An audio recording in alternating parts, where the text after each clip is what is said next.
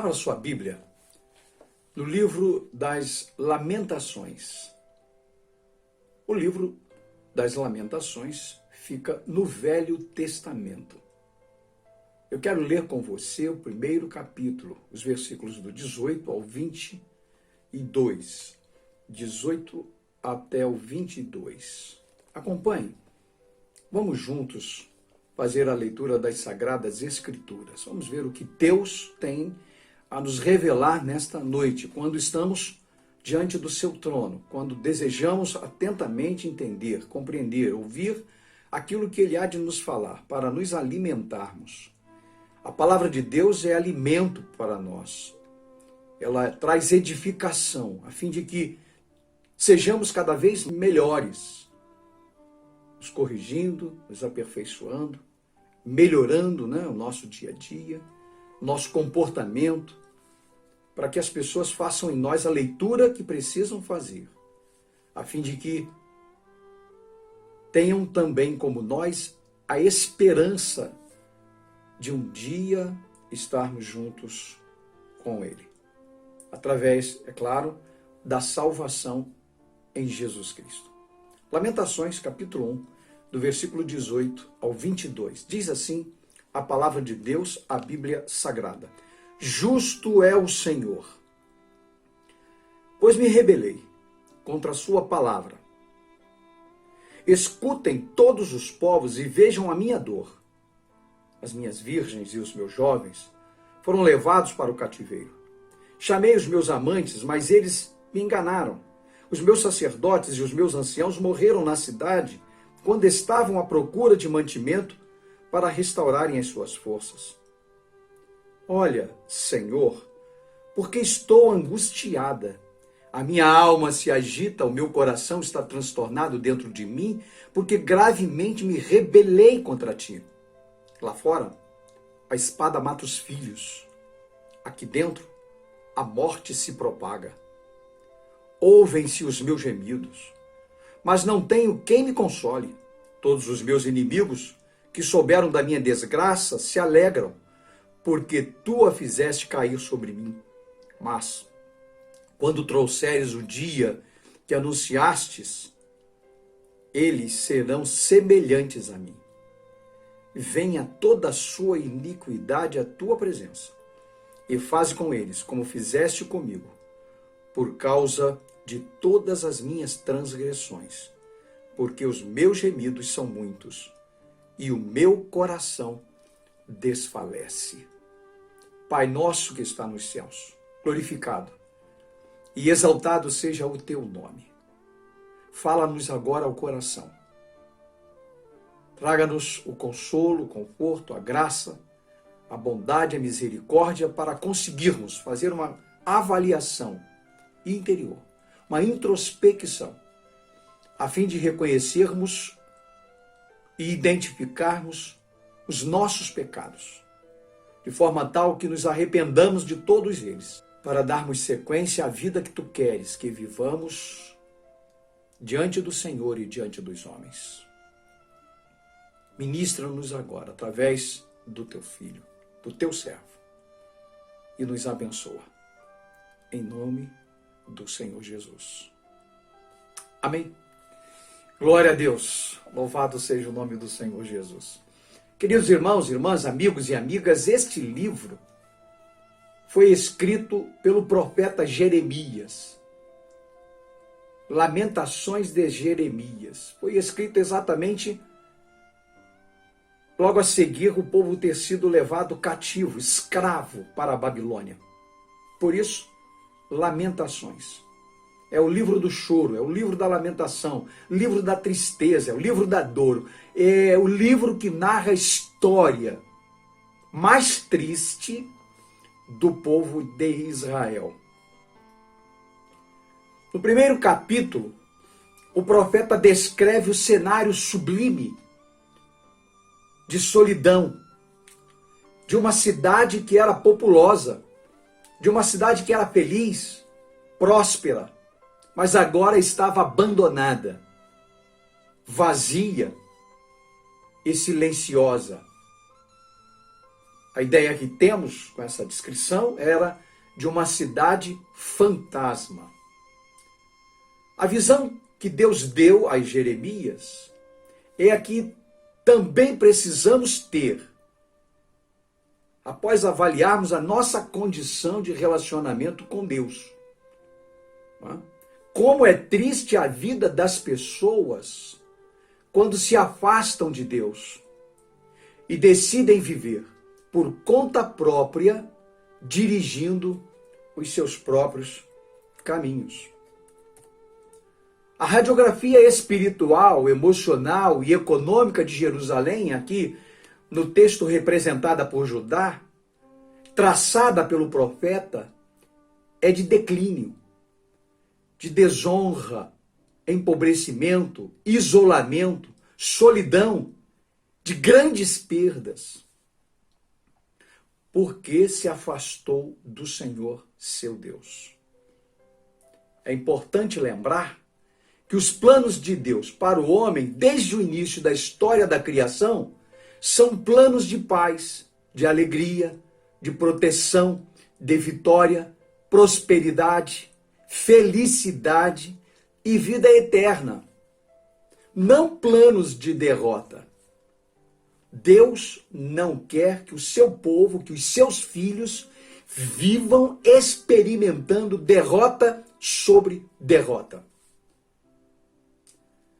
Diz o profeta Jeremias no capítulo 29, do versículo 11, ele descreve aquilo que Deus disse a ele, porque tem uma coisa muito especial nesse relacionamento entre o profeta e Deus, é que o profeta falava com Deus e ouvia Deus. Deus falava com o profeta e ouvia as orações do profeta. Era um relacionamento de intimidade. Se você for analisar o primeiro capítulo do livro do profeta Jeremias, você vai ver com muita clareza como foi que Deus separou o profeta Jeremias, como foi que Deus chamou o profeta Jeremias e deu a ele a incumbência de ser o profeta de um povo separado, um povo escolhido. Deus falava ao profeta e o profeta falava ao povo, mas o povo não ouvia, nem o profeta e nem a Deus. O profeta então faz a sua denúncia, e o que Deus revelou ao profeta Jeremias foi algo extraordinário. Disse Deus: porque sou eu que conheço os planos que tenho para vocês, diz o Senhor, planos de fazê-los prosperar e não de causar danos, planos de dar a vocês esperança e um futuro. O profeta faz a sua denúncia, baseando-se na única razão que levou o povo hebreu a experimentar esse lastimável quadro de vida social, espiritual, emocional, psicológico e material, de declínio completo. Então, um quadro de dor, um quadro de tristeza, de fracasso. E o que levou o povo a viver este quadro, a viver essa situação? O pecado.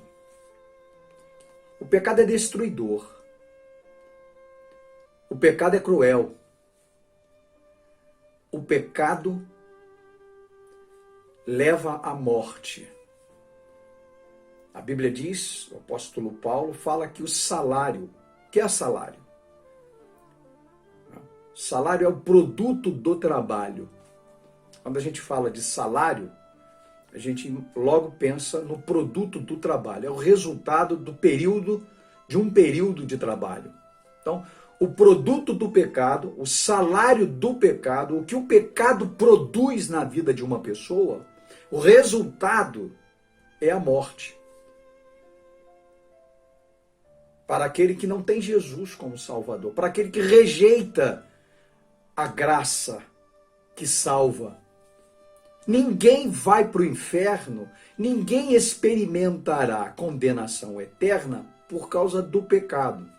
mas por causa da rejeição da graça de Deus que salva o pecador, que tira o pecador das mãos de Satanás.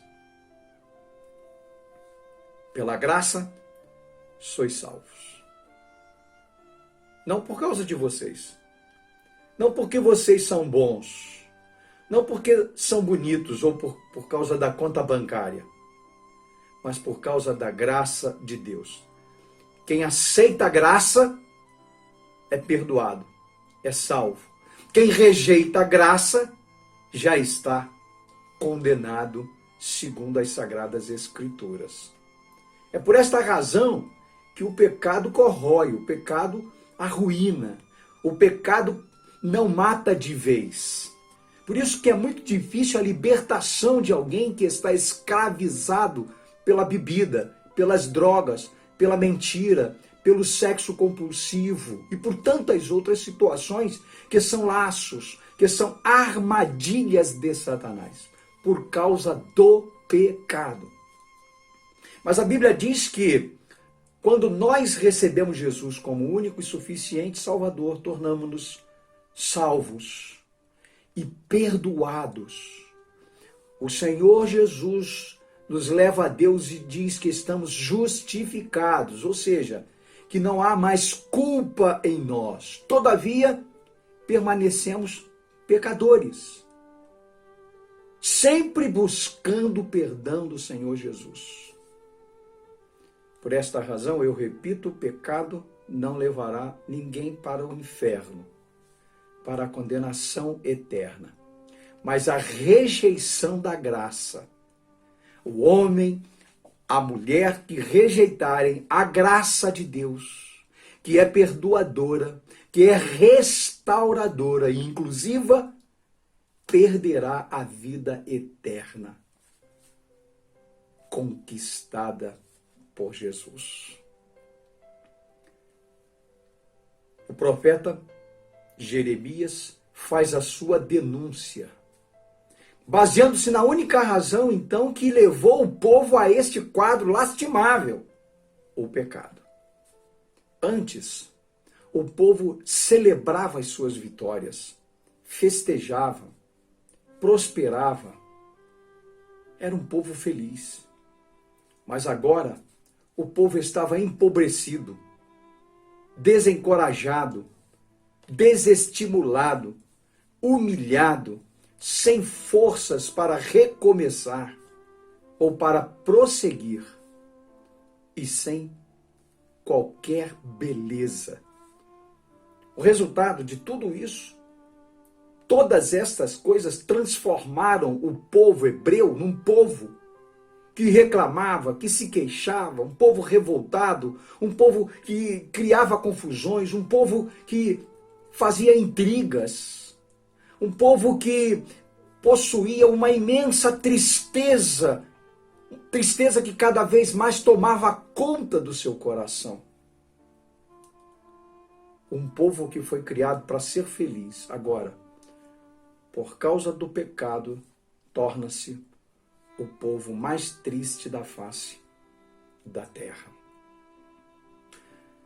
Neste capítulo, há um alerta importante para nós, que precisa ser atendido, que precisa ser compreendido, precisa ser recebido e colocado em prática se não quisermos ter consequências por causa das nossas escolhas.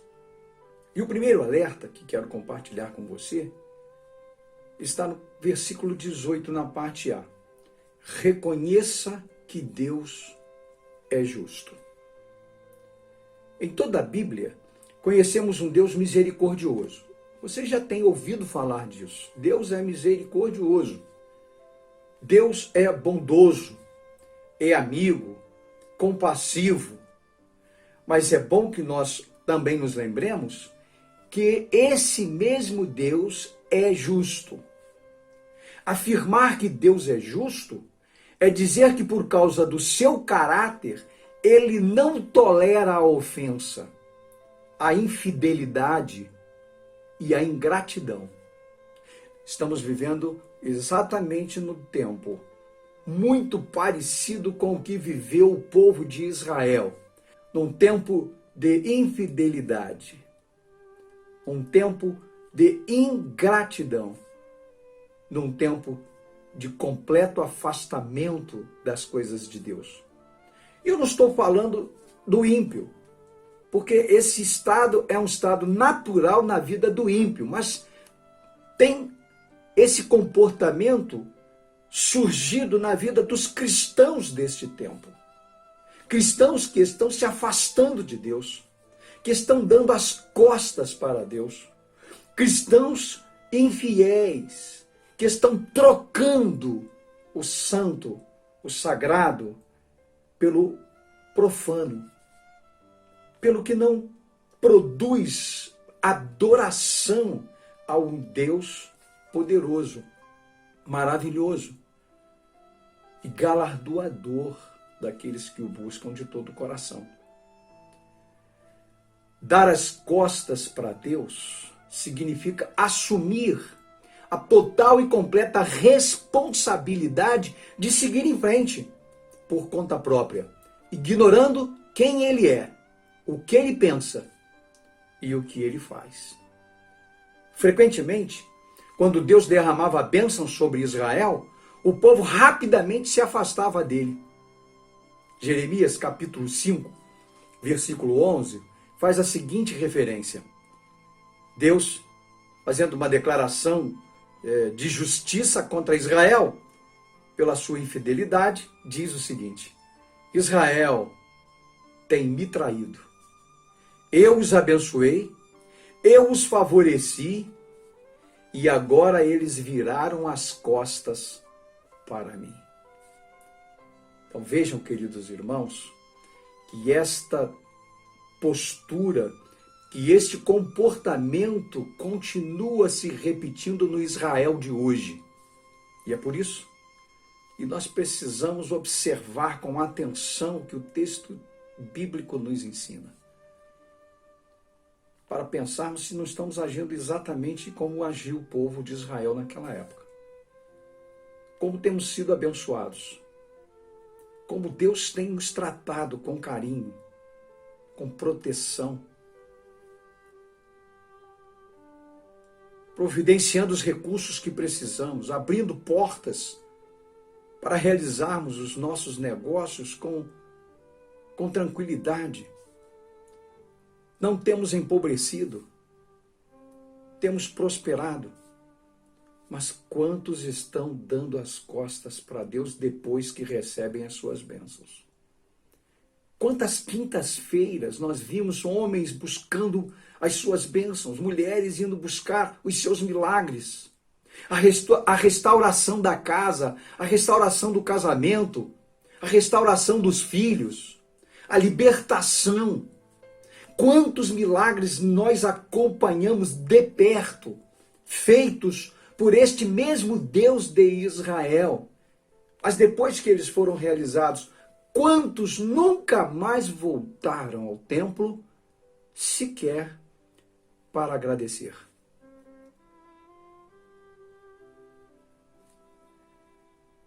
Eu os abençoei, eu os favoreci, e agora eles viraram as suas costas para mim. Segundo alerta importante para nós neste texto, arrependa-se dessa postura insensata. É exatamente o que o texto no versículo 18 nos fala. Acompanhe comigo. O versículo 18 diz assim, a primeira parte nós já lemos, né? Que é reconhecer a justiça de Deus. O alerta é esse. O conselho é esse. Reconheça que Deus também é justo. Ele é bom, Ele é amoroso, Ele é poderoso, Ele é libertador, salvador, mas não brinque com Deus, porque Deus é justo. E a sua justiça está exatamente implícita no seu caráter, por ser Ele santo, ele não pode ser injusto. Por ser ele justo, ele não pode deixar de ser santo. Por isso, ele é amor, ele é paz, ele é bondade, ele é misericórdia, mas é também justiça. E foi exatamente isso que o povo de Israel reconheceu. Precisou reconhecer, porque estava enfrentando um momento terrível. Um desastre completo. Um esvaziamento completo de tudo nas suas vidas. Então o texto diz: justo é o Senhor. Que você não reconheça depois da fatalidade, depois da perda, depois do dano, da dor, da angústia. Reconheça agora que Deus é justo. Justo é o Senhor. Declare isso. Verbalize isso. Diga: justo é o Senhor. Antes que venha a calamidade, antes que venha o prejuízo, antes que venha a dor, antes que venha a tristeza, a amargura, a quebra, a falência, o esvaziamento. Declare isso. Justo é o Senhor. E a segunda coisa que nós encontramos aqui, como postura do povo de Israel, depois de ter vivido o que estava vivendo, diz assim o texto: pois me rebelei contra a sua palavra. Olha só o que o povo agora estava dizendo. O povo estava reconhecendo e se arrependendo dessa postura insensata que teve contra Deus. Um Deus abençoador, um Deus poderoso, um Deus maravilhoso, um Deus que guiou o povo, um Deus que conduziu o povo por caminhos extraordinários. Agora o povo deu as costas para Deus e o resultado foi este que nós acabamos de ver. Neste exato momento, nós também aprendemos uma lição. Qual é a lição? Que pode nos ajudar, que pode nos impedir a entrar neste quadro gravíssimo. Qual é a lição? Arrependa-se dessa postura insensata. Não entre nela. Não prossiga por ela. Desvie-se dessa postura. Rejeite esta postura. Volte-se para Deus. Voltar-se para Deus e arrepender-se é mudar de direção. Reconhecer que é pecador e receber a graça de Deus, que é perdoadora e regeneradora. Ninguém será condenado, eu vou repetir, porque eu gostaria que você afixasse, que você assimilasse, que você guardasse isso no seu coração. Eu repito, ninguém será condenado por ser pecador, mas por rejeitar a graça de Deus que salva o pecador das mãos de Satanás e o livra da condenação eterna. Graça que salva, que liberta, graça que perdoa. Permanecer no erro é consentir que permaneçam instalados no coração sentimentos ruins como angústia, dor, tristeza, culpa, amargura e a insatisfação. Um crente que abandona Deus, que se afasta dos caminhos de Deus, que negligencia a palavra de Deus, que dá as costas para Deus, nunca poderá ser feliz. Portanto, mudar de posição pelo arrependimento é dar uma chance a si mesmo de ser feliz e de ser vitorioso, de ser vitoriosa, pelo processo correto, revelado por Deus através de seu Filho Jesus, que morreu na cruz para que os nossos pecados fossem perdoados. Valide o sacrifício de Cristo na cruz. Receba, confirme que você se arrepende dos seus pecados e que quer receber Jesus como seu único e suficiente Salvador por amor, por reconhecimento ao que ele fez. Porque o amor permanece. Qualquer outro sentimento passa, mas o amor permanece. A primeira carta do apóstolo Pedro, no capítulo 1, versículos 18 e 19, diz assim: porquanto estais cientes de que não foi mediante valores perecíveis, como a prata e o ouro, que fostes resgatados do seu modo de vida vazio e sem sentido, legado por vossos antepassados, mas fostes resgatados pelo precioso sangue de Cristo, como de cordeiro sem mácula ou defeito algum. Em último lugar, terceiro alerta que eu encontro para nós, nesta reflexão bendita que vem de Deus para o meu, para o seu, para o nosso coração: abra o coração para o perdão. Primeiro, vamos recapitular. Reconheça que Deus é justo. Não pense que Deus é só bondade, só amor, só perdão. Deus é também justiça. E ele é justo por causa do seu caráter, que é santo. E porque ele é santo, ele é tudo isso e também justo. Não cometerá falha. Não errará na decisão. Deus tem sentimentos. Cuidado. Muito cuidado.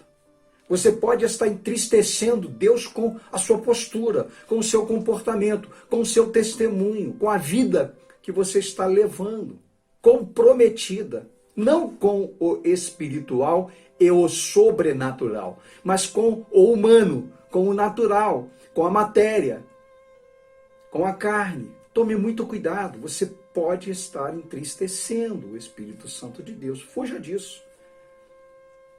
É prejuízo escolher distanciar-se de Deus, negar a Deus, afastar-se de Deus, já que você o conhece, já que você o experimentou, já que você tem um testemunho tremendo de como foi que ele tirou você das trevas e trouxe você para a luz, de como ele libertou você das mãos de Satanás, você que estava aprisionado, estava cativo, estava preso a tantas coisas, manipulado pelo mundo espiritual do mal, foi liberto pelo poder do nome de Jesus. Agora não abra mão disso.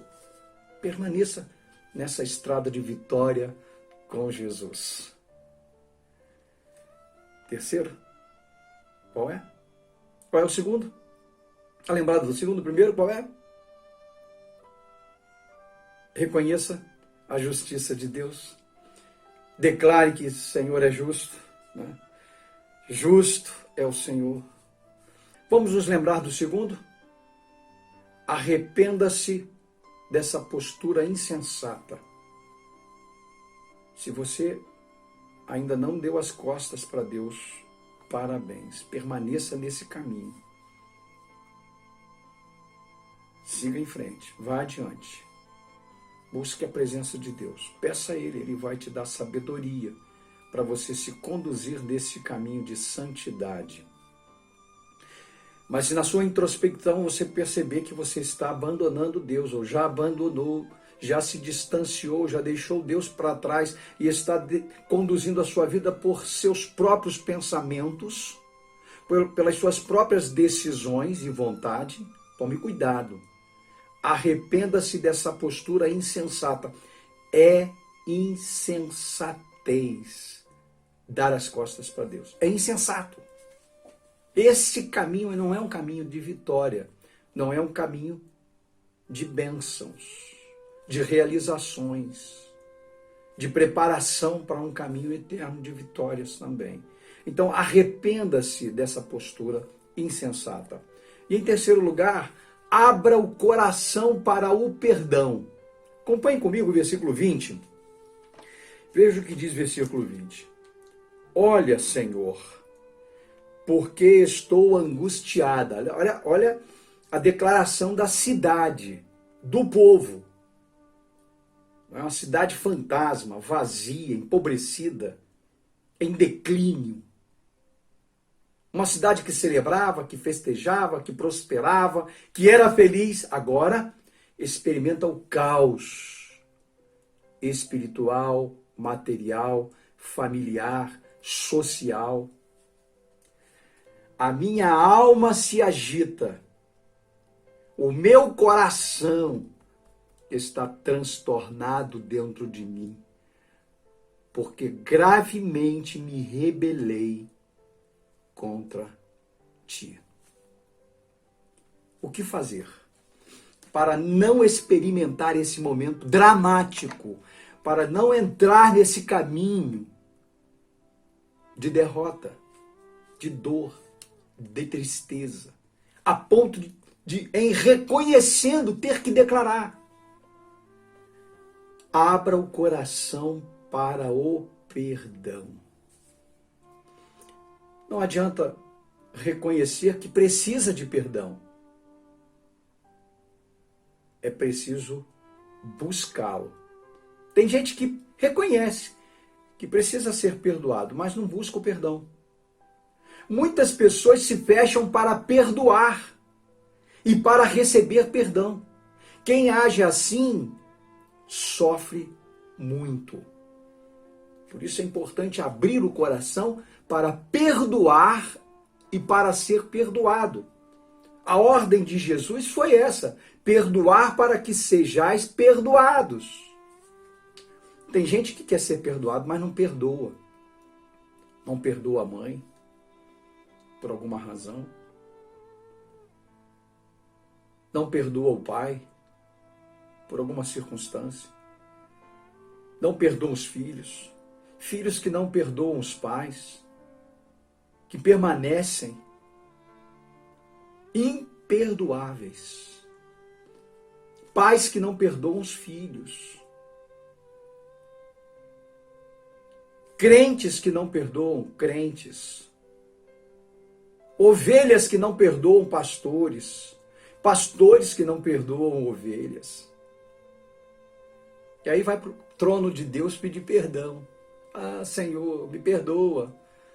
Estou experimentando tristeza, dor, angústia, mágoa, há um peso sobre mim, me perdoa. Mas você já perdoou o próximo?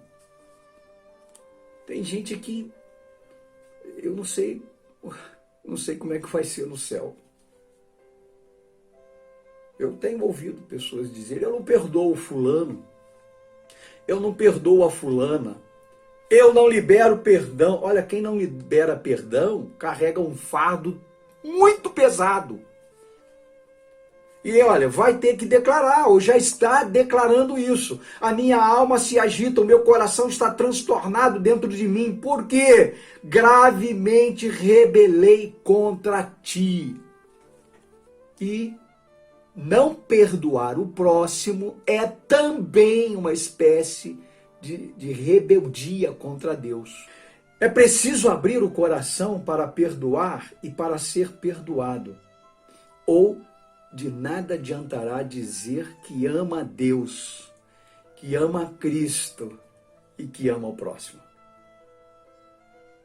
Primeira carta do apóstolo João, no capítulo 4, versículos 7 e 8, está escrito assim: guarde isso no seu coração. Guarde isso. Amados, amemo-nos uns aos outros, porque o amor é de Deus. E qualquer que ama é nascido de Deus e conhece a Deus. Aquele que não ama não conhece a Deus. Por quê? Porque Deus é amor. Rejeitar Deus, virar as costas para Deus, é rejeitar o amor, é resistir à graça, é deixar de ser abençoado para abençoar outras pessoas. João capítulo 13, versículo 35 diz assim: nisto todos conhecerão que sois meus discípulos, se vos amardes uns aos outros. Amar um ao outro não significa dizer concordar um com o outro, defender as mesmas posições, os mesmos ideais.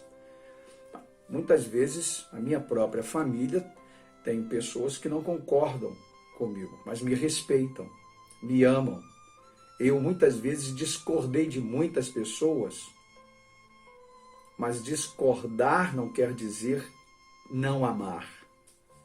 É muito natural que nós tenhamos posicionamentos diferentes. Afinal de contas, gosto, cor, política, religião não se discute. Mas é preciso que este princípio divino permaneça no coração de qualquer crente, de qualquer pessoa convertida verdadeiramente, biblicamente. Abra o seu coração para o perdão, meu irmão, minha irmã. Não perca tempo. Volte-se para Deus. Declare que Ele é justo. Eu sou injusto. O homem é injusto. A natureza do homem é essa. Por isso, nós precisamos de Deus em nós. Por isso, precisamos do perdão de Deus. Por isso, precisamos perdoar o próximo. Arrependa-se dessa postura insensata. Seja feliz na melhor companhia desta vida por toda a eternidade. E viva feliz com Jesus. O fruto de uma vida feliz é a obediência. Volte-se para Deus, obedeça-o e experimente o seu amor, a sua paz, a sua alegria e a sua justiça. Deus te recompensará, te ajudará a recomeçar pelo caminho de vitória.